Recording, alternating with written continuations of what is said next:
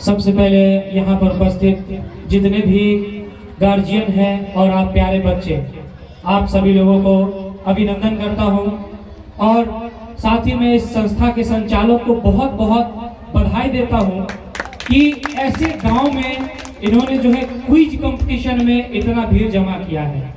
देखिए, बिहार के बारे में कहा जाता है कि यहाँ पर कोई दूसरा कार्यक्रम कीजिएगा, ठीक है, गाना वाना बजवाइएगा तो भीड़ लग जाएगा, लेकिन क्विज कंपटीशन में ये जागरूकता फैलाने का जो क्षमता है वो हमारे डायरेक्टर सर के पास है। इसके लिए मैं इनको शुभकामना और बहुत बहुत बधाई भी देता हूँ। साथ ही मैं सबसे पहले आप लोगों को बताना चाहूँगा कि SK Mandal group of institution की तरफ से उनका जनप्रतिनिधि बन के मैं आपके सामने हूँ और SK Mandal group of institution के जो अध्यक्ष हैं हमारे माननीय एसके मंडल सर, उनके सेवक के तौर पे मैं आप लोगों के सामने हूँ और अभी आप लोगों से बात कर रहा हूँ। आज हम लोग जिस विषय पर बात करेंगे वो है शिक्षा। आप बच्चों के लिए भी ये समझना बहुत जरूरी है प्यारे बच्चों कि बचपन से ही जो गार्जियन है, आपके माता पिता है, वो शिक्षा के प्रति क्यों आपको इतना ज्यादा फोकस करने के लिए बोलते हैं। ठीक है, बचपन में जब एक छोटा बच्चा स्कूल जा रहा होता है, उसको जब माता पिता स्कूल भेज रहे होते हैं वो बहुत रो रहा होता है। उसको लग रहा होता है कि दुनिया में जो सबसे बड़े दुश्मन है वो मेरे माता पिता ही है, क्योंकि वो घर के माहौल में रहता है, दादा दादी के साथ, माता पिता के साथ प्यार मोहब्बत से रहता है और अचानक अभी उसको स्कूल जाना है, होमवर्क बनाना है, टीचर मैडम का डांट भी सुनना पड़ सकता है, उसको बहुत तकलीफ होता रहता है। लेकिन एक समय जब आता है उस बच्चे को यह एहसास होता है कि उस समय में स्कूल जाना कितना जरूरी था, वो जो बदलाव था वो कितना जरूरी था। तो आज हम लोग उसी विषय पर चर्चा करेंगे, शिक्षा पे चर्चा करेंगे, शिक्षा के महत्व पे चर्चा करेंगे।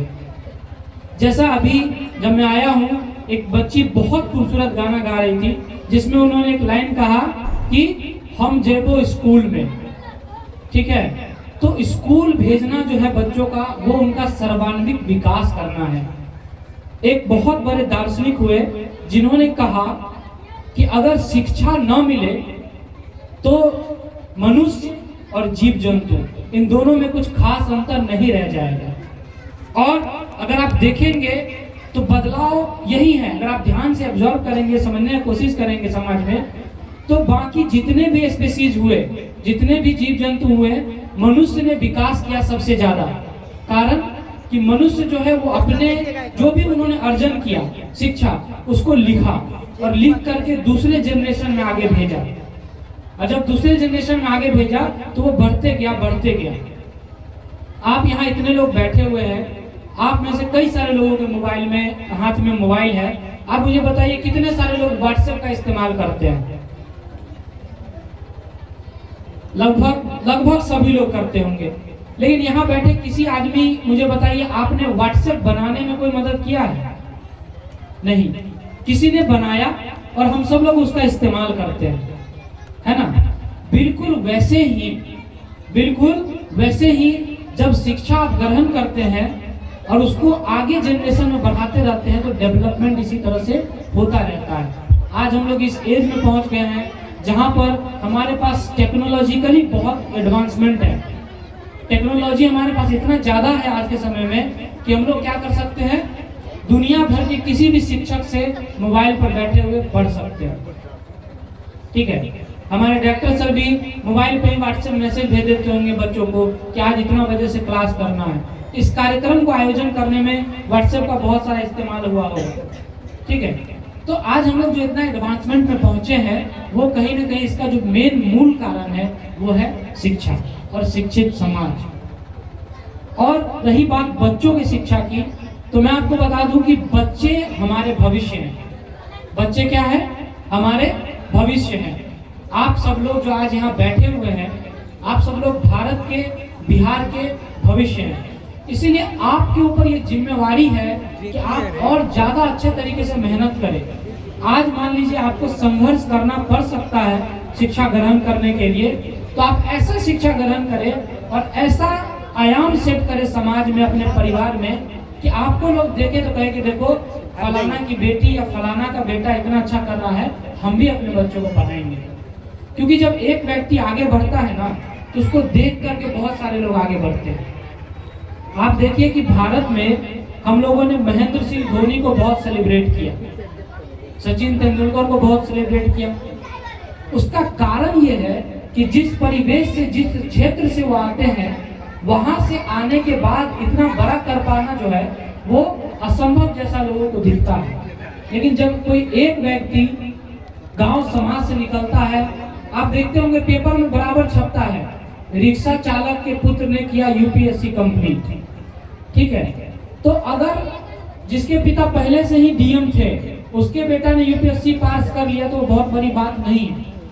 लेकिन एक रिक्शा चालक के बच्चे ने पास किया तो बड़ी बात इसलिए है क्योंकि बाकी और जो लोग हैं उनको भी उनको देखकर उम्मीद बनता है, ये साहस पैदा होता है उनके अंदर कि जी हाँ, हम लोग भी कर सकते हैं और किया जा सकता है। इसीलिए हम लोग उन चीजों को सेलिब्रेट करते हैं।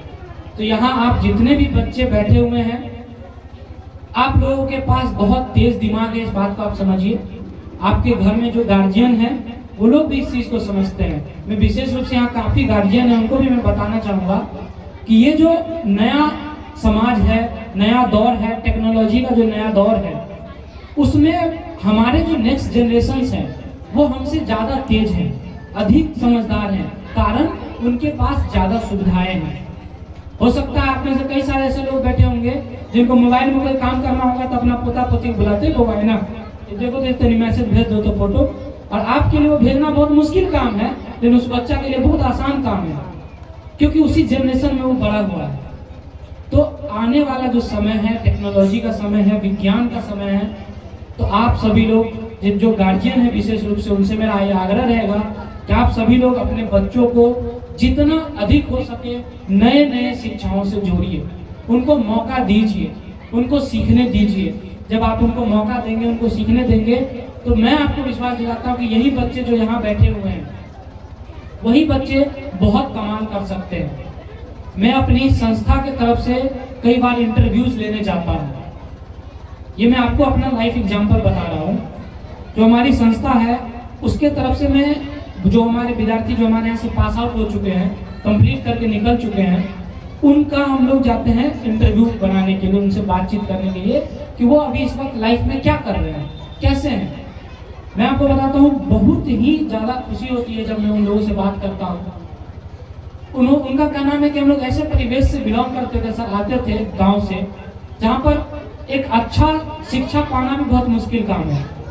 लेकिन एक स्टूडेंट क्रेडिट कार्ड एक योजना है, अगर आप सभी लोगों को पता हो तो, जिस योजना के अंतर्गत सरकार 4 लाख रुपए का ऋण देती है उन लोगों को जो 12th के आगे पढ़ाई करना चाहते हैं।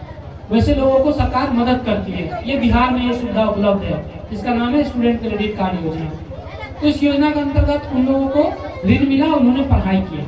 और अब जब हम लोग उनसे इंटरव्यू लेने जाते हैं तो बहुत सारे लोग कई CHO बने हुए हैं, कम्युनिटी हेल्थ ऑफिसर, कई सारे बच्चे सनराइज हॉस्पिटल, मेदांता हॉस्पिटल, ऐसे जगहों पर काम करते हैं। जब हम उनका इंटरव्यू लेते हैं तो हमको बताते हैं कि सर उम्मीद नहीं था कि हम ऐसा कर पाएंगे, लेकिन आज जब समाज में वापस जाते हैं, जब हम छुट्टी में घर जाते हैं तो 4-5 बच्चे हमसे मिलने आते हैं और बोलते हैं कि भैया आप कैसे किए, हमको भी करना है।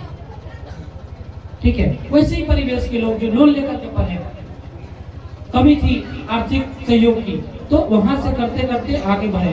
तो मैं आपको बताता हूँ, यहाँ पर बैठे हुए हर एक बच्चों में वो क्षमता है। और आपने खुद ही अपने घर में देखा होगा, जो एग्जाम्पल मैंने अभी अभी आपको दिया है कि मोबाइल से आपको कोई काम है तो आपका बच्चा आसानी से कर देता है। तो उनको आगे बढ़ाइए, उनको जो है समय दीजिए, मौका दीजिए, और थोड़ा बहुत उनको उनके पीछे परिश्रम लगाइए।